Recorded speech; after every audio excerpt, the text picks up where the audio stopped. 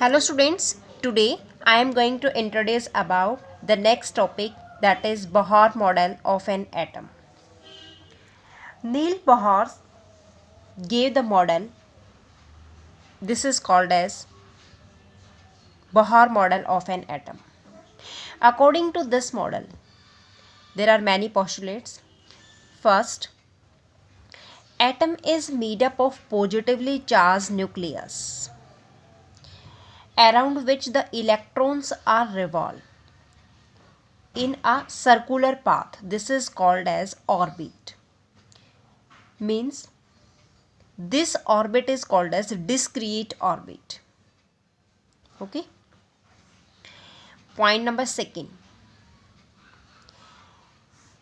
Each of these orbit that are associated with a certain value of energy, and these orbit is called as the energy shell. इनको क्या बोलते हैं बेटा? Energy shells or energy levels or energy levels. As the energy of the orbit is fixed, then this orbit is called as the stationary state.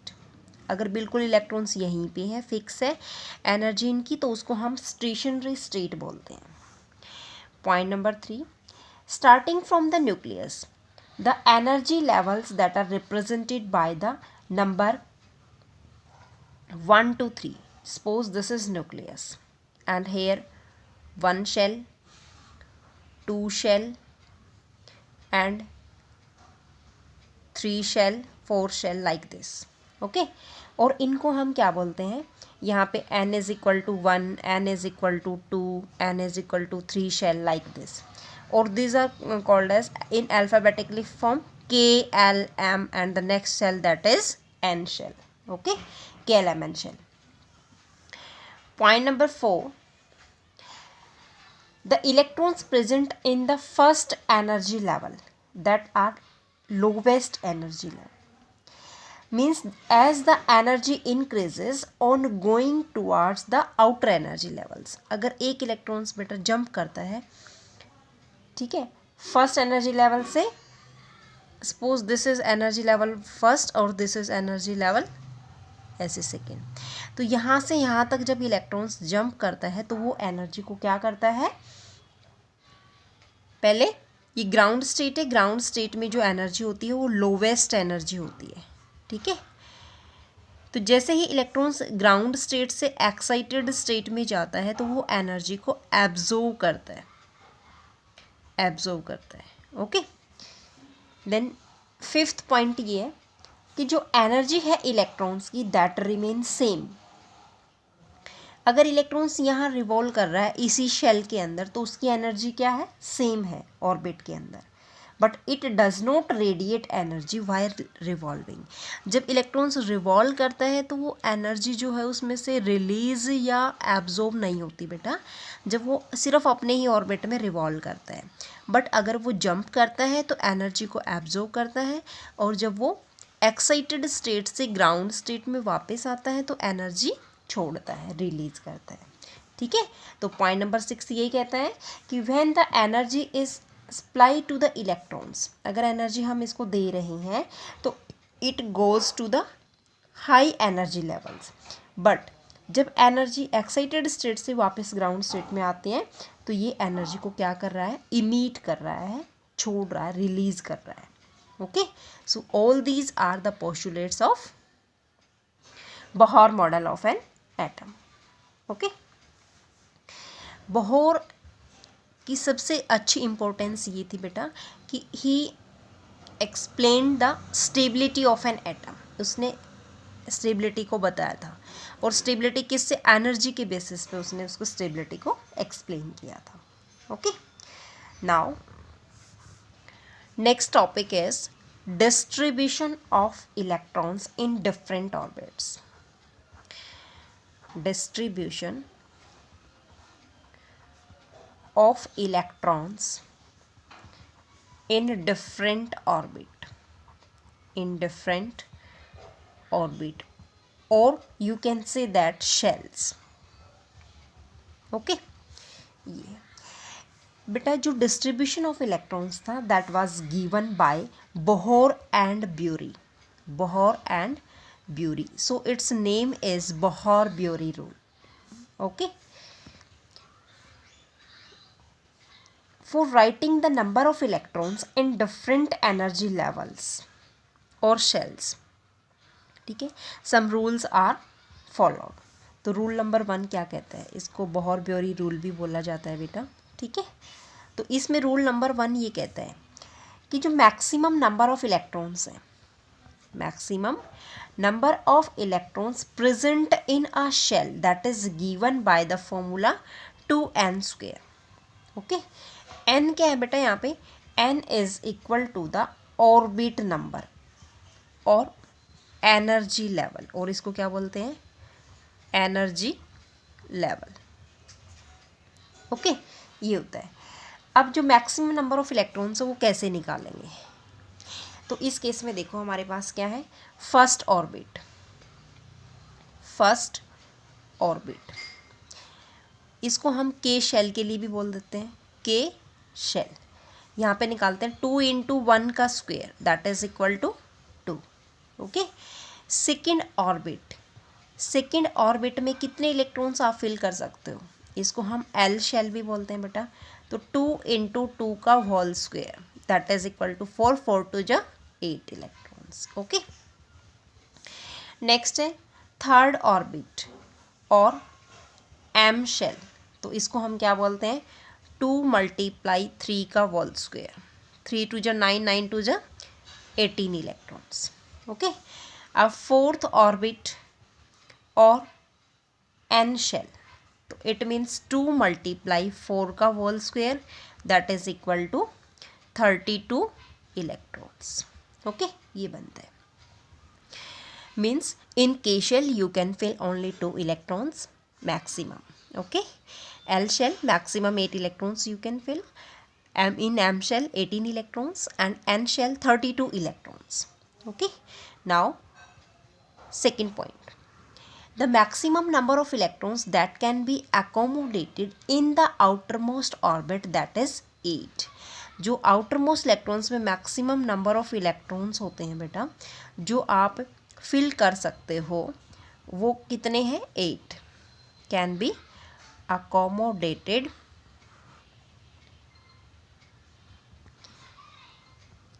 in outermost orbit is 8. Okay, ये आ जाएगा. Okay. Now next is point number 3. The electrons cannot accommodated in a given shell unless the inner shell are filled. जब तक बेटा अंदर वाली shell, मान लो पहले हमें के शेल को फिल करना पड़ेगा, फिर एल को, फिर एम को, फिर एन को. जब तक अंदर वाली शेल के पास 2 इलेक्ट्रॉन्स फिल नहीं हो जाते तब तक आप नेक्स्ट सेल को फिल नहीं कर सकते. Okay. Means shells are filled in the step wise manner. जो सेल्स होती हैं बेटा that are filled in a step wise manner, filled in a stepwise manner. Okay, ये आ जाएगा. ओके. सपोज बेटा एग्जांपल लेते हैं हम, हाइड्रोजन. हाइड्रोजन में कितने इलेक्ट्रॉन्स होते हैं, 1. ओके. तो इसमें बेटा ये न्यूक्लियस है आपका और ये वाला आपने हाइड्रोजन बनाया है, इसमें एक ही इलेक्ट्रॉन फिल करना है. ये के शेल है तो आप कहीं पे भी इस पूरे के अंदर कहीं पे भी फिल कर सकते हो. ओके. हीलियम, हीलियम के अंदर क्या है बेटा, देखो ये हीलियम है आपका, ये न्यूक्लियस है, यहाँ पे 2 फिल करने हैं, कहीं पे भी फिल कर दो, 1 and 2. This is hydrogen, this is helium. After that lithium, देखो बेटा ये आपका क्या है, के शेल है और ये आपका न्यूक्लियस है. ठीक है. तो that after that K shell L shell is present. In K shell you can fill only 2 electrons. Okay, and L shell that is only 1 because atomic number is 3. ठीक है. तो 1, 2, 3 electrons are present here. Now next is beryllium. This is nucleus, this is K shell, this is L shell. In K shell you can fill only 2 electrons and in L shell in case of beryllium, beryllium में 4 होता है बेटा, तो 1, 2, कहीं पे भी fill कर सकते हो ये आप, ठीक है, 3 4, okay.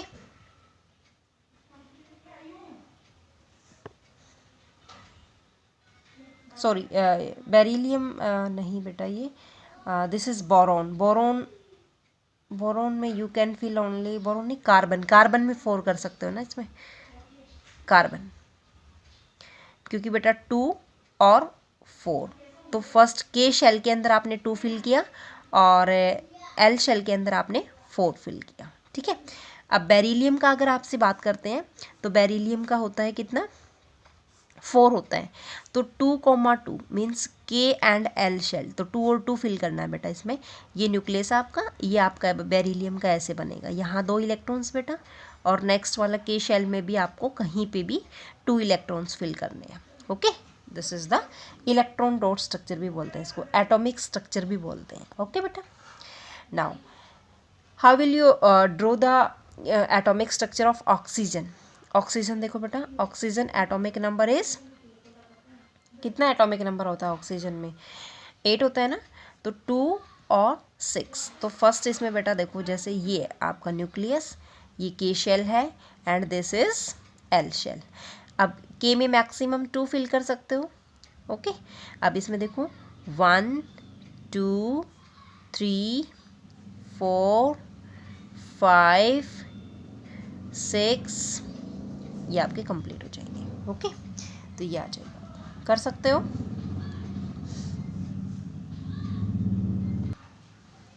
Now the next topic is valency. Valency क्या है बेटा, कि जो इलेक्ट्रॉन्स प्रेजेंट होते हैं हमारे आउटर मोस्ट शेल में, जैसे मान लो ये है के और एल, ये L shell outermost shell है, तो इसमें 6 इलेक्ट्रॉन्स प्रेजेंट हैं, तो इनको बोलेंगे हम वैलेंस इलेक्ट्रॉन्स, ठीक है। तो पहले हम इसमें पढ़ते हैं वैलेंस इलेक्ट्रॉन्स। क्या होता है कि the electrons present in the outermost shell, ठीक है, आउटर मोस्ट शेल में जो इलेक्ट्रॉन्स प्रेजेंट होते हैं उनको हम क्या बोलते हैं, वैलेंस इलेक्ट्रॉन्स या आउटर मोस्ट इलेक्ट्रॉन्स भी बोलेंगे। जैसे फॉर एग्जांपल बेरिलियम में 2 आउटर मोस्ट इलेक्ट्रॉन्स हैं, ऑक्सीजन में 6 हैं, कार्बन में 4 हैं, तो ये आपके क्या है, वैलेंस इलेक्ट्रॉन्स हैं।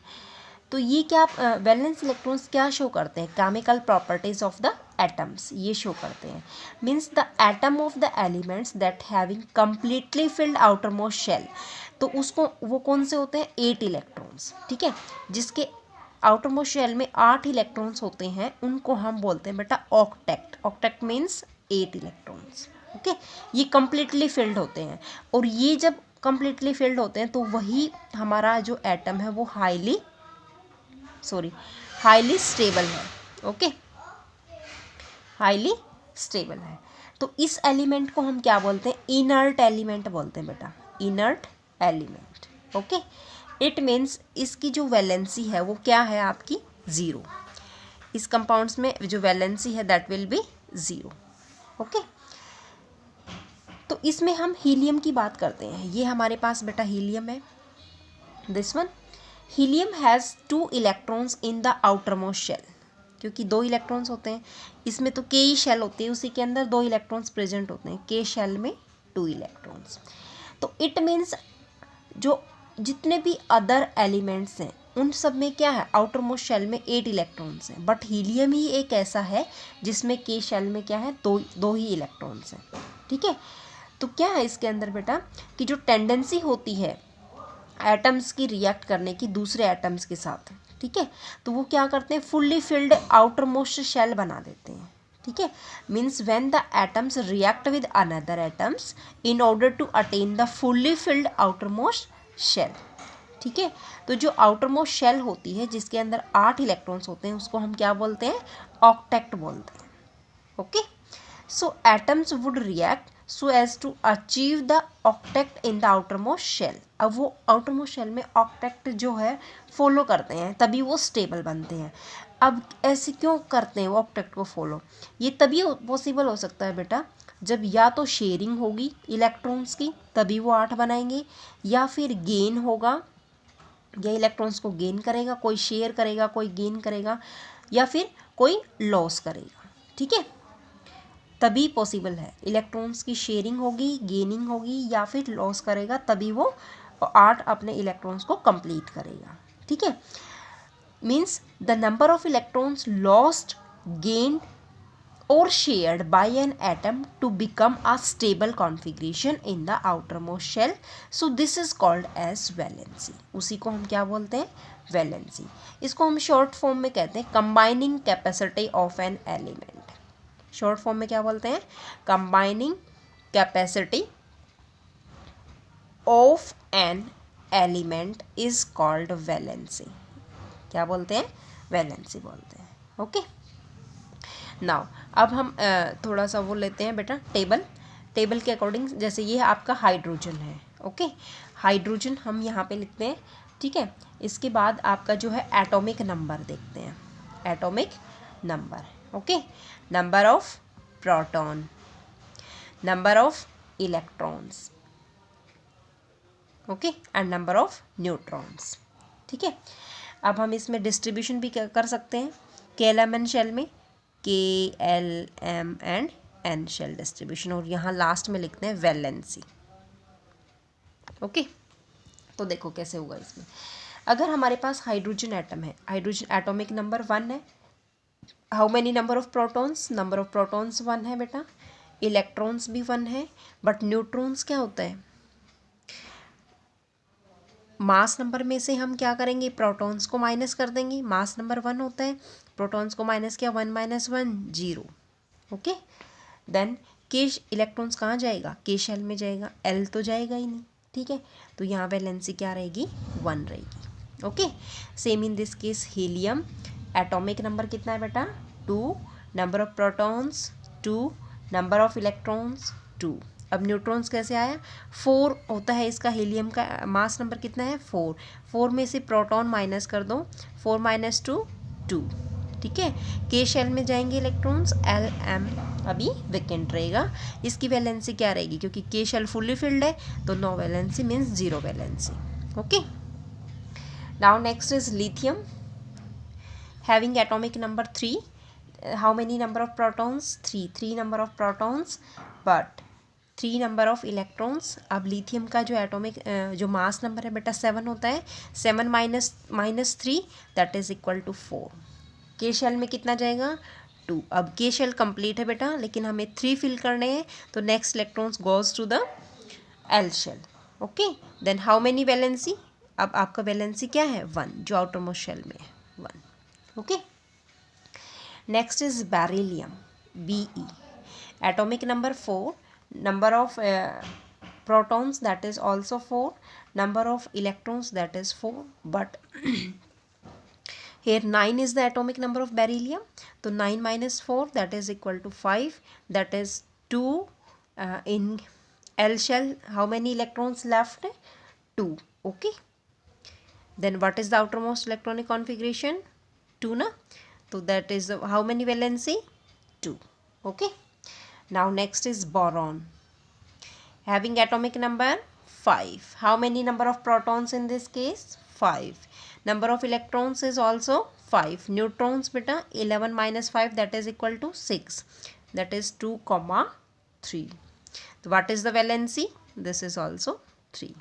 Okay, now next in case of carbon, carbon having atomic number 6, number of protons that is also 6, electrons 6, neutrons 12 - 6 that is equal to 6, and this is 2,4.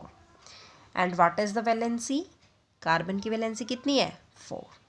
okay, now next is nitrogen. In case of nitrogen, atomic number is 7, number of protons that is also 7, number of electrons that is also 7, and number of neutrons that is also 7. okay, then 2,5, and how many outermost electrons, 5 valence electrons are present here, but this is a non-metal, then formula is 8 - 5 that is equal to 3, क्योंकि बेटा 4 से ज़्यादा valency नहीं होती है। Okay, maximum 4 electrons जो होते हैं लॉस हो सकते हैं और गेन हो सकते हैं। ओके, तो यहाँ पे नॉन मेटल्स के केस में हमें क्या करना है, 8 - 5 ऑक्टेट में से आउटर मोस्ट इलेक्ट्रॉन्स को आप माइनस कर दीजिए and then what will be the answer, 3. Okay. Now next is oxygen. Oxygen is also non-metal. Then it is 8. Outermost shell, number of protons 8, electrons 8. Mass number is 16. 16 minus 8, that is also 8. Then 2,6. And this is 2,6 means outermost electrons is 6. Then 8 minus 6, the valence is 2. Okay. Now next is fluorine. Atomic number 9. Okay. How many protons? This is also 9. Electrons 9, but neutrons 19 minus 9, that is equal to 10. 19 is the mass number of fluorine. Okay beta. Then it is distributed in 2 and 7. Then it is valency is 8 minus 7, that is equal to 1. Okay. Now next, neon. In case of neon, atomic number 10, number of protons 10, electrons 10 and neutrons 20 minus 10, that is equal to 10. Okay, and distribution is 2,8. This is completely filled shell. K shell में 8 electrons आपके K shell में 2 electrons fill हैं और L shell में 8 electrons also fill. Then its valence is 0. Okay. Now next is sodium. Sodium having atomic number 11. Number of protons 11. Number of electrons also 11. And how many neutrons are present here? Mass number is 23. 23 minus 11, that is equal to 12.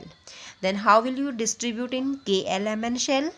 2, 8, and in M shell, that is 1.